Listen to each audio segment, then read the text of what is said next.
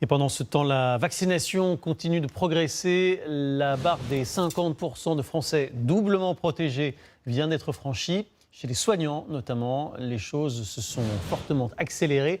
On le constate dans les hôpitaux et les cliniques, comme ici à Valenciennes, où sont du Pauline Dumortier et Claire Vigouif. Julie et Elodie sont infirmières à la clinique Vauban à Valenciennes. Il y a 15 jours, quand nous les avions rencontrées, elles apprenaient en plein service que la vaccination devenait obligatoire pour les soignants. Pourquoi nous, soignants? Plein de gens sont au contact les uns des autres. Dans ces cas-là, obligeons toute la population à se faire vacciner. Oui, c'est le dit aux urgences. Aujourd'hui, elles ont décidé de se faire vacciner, car elles le savent, elles risquent de perdre leur poste le 15 septembre.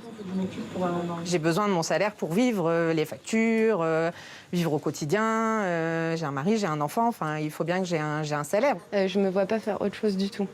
C'est dans ma vie, c'est inclus dans ma vie, c'est mon quotidien. Voilà, mon travail, je travaille aux urgences et j'adore ça.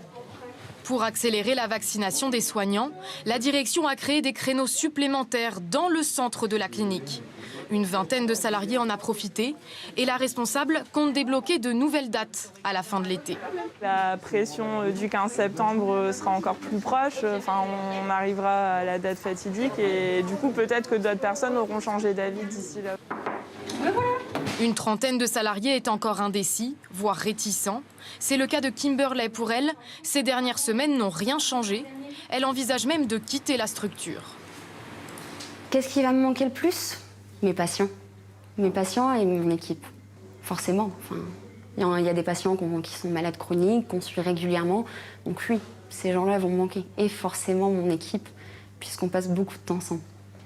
Parmi ces personnes réticentes, certaines sont indécises. Comme Anaïs, chargée de recrutement, c'est la seule de son équipe à ne pas avoir reçu d'injection. J'ai eu quand même quelques échanges avec les collègues et mon entourage. Je mènerai une réflexion durant mes congés d'août.